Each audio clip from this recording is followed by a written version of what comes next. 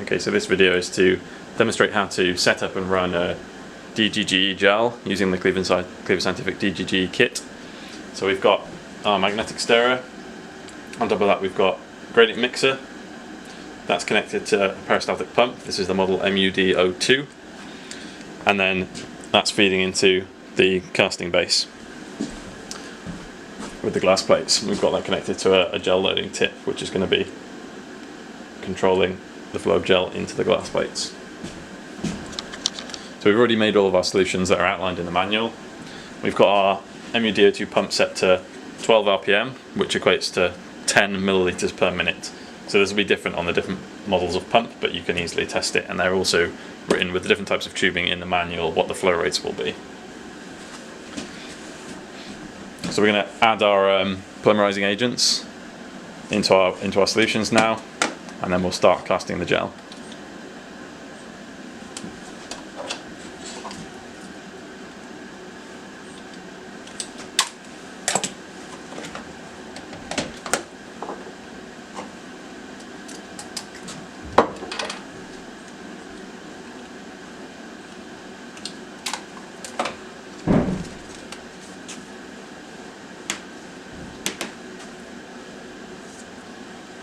So we've got our first solution going into the first well of the gradient mixer. I'm going to turn on our magnetic stirrer. So this is, in the first one, the high denaturing solution, and we've also got an amount of DNA dye in there, which is going to indicate the gradient of the gel once it's been poured.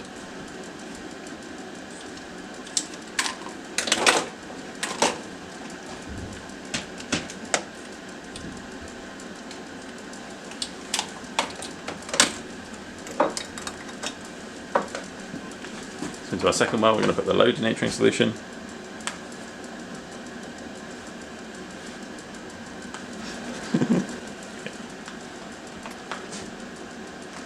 So adding our second denaturing solution now. And we're going to open the first valve, and we're going to turn on the pump. And what you're going to do here is wait until the level of fluid in this first well drops below the level of fluid in the second well. And at that point you can open the second valve. So it's dropped below now, so now we're opening the second valve.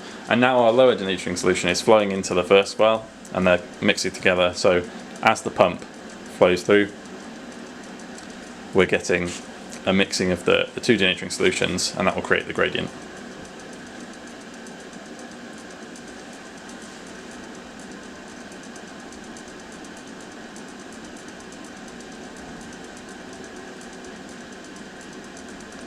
So our gel's just reaching our pipette tip now.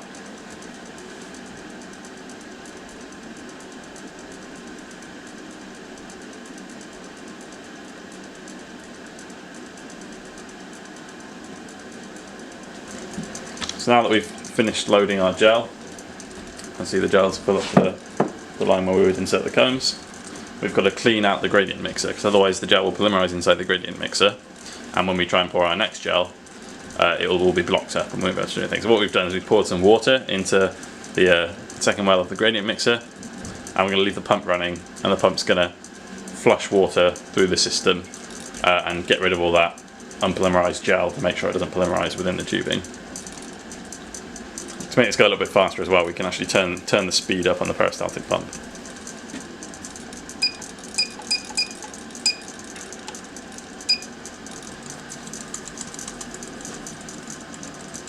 So that just puts a little bit more pressure on the system and lets you force the liquid through it.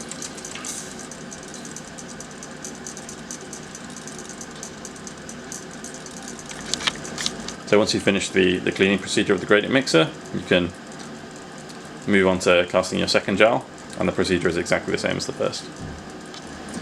So we've poured our gels, the first denaturing gradient gel, up to this level. And now we're going to wait for this to polymerize, and then we can add our stacking gel. So for this particular gel, we've also made a stacking gel that we're adding on top of our gradient gel. And that's where we're going to insert our combs in. So that stacking gel is a 0% denaturing gel. otherwise it's essentially the same as the rest of the gel.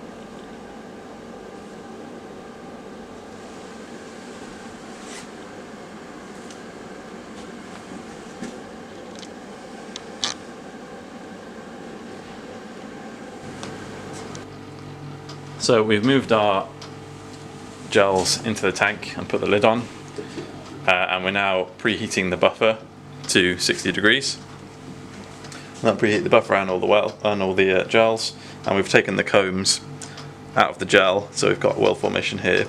Once we've preheated to 60 degrees, we'll load our samples and connect to the power supply using the electrode cables and start the run. Okay, so we've preheated our buffer tank to 60 degrees now, because it's nice and warm. And we're going to load our samples into the wells of the gel. You notice when you take the lid off the tank to load samples, the heating will cut out because there's a magnetic switch in there that prevents the moving parts from going while the lid's off.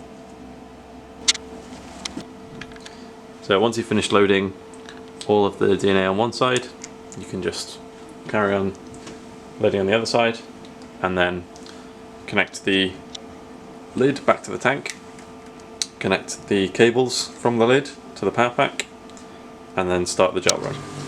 Now we've set our power pack up, we're going to press start, and then we're going to leave our gel to run overnight. Okay, so our DNA gel's finished running. You can see the dyes actually run out of the bottom of the gel, but because we're doing DGGE and the way we've been doing it is for a heteroduplex analysis, the DNA will actually stop once it's denatured. It will stop running, so it doesn't matter how long it runs for, whether the dye runs out. Depending on what experiment you're conducting, it will be slightly different. You might need to adjust the timings. Go. So we're going to separate the two plates using the plate separation tool. And we can put the plate which the gel doesn't stick to one side. Now we're going to remove the stacking gel from the top of the gel, so we just end up with the main denaturing gel.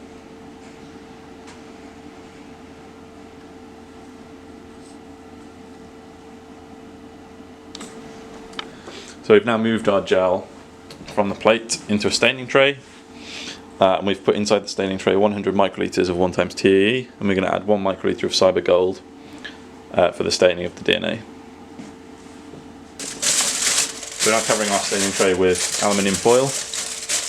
That's going to protect the DNA stain from light, so we don't get any reduction in fluorescence. And we're going to set we're using an Orbital Shaker at a very low RPM, just for slight mixing of the liquid on top of the gel.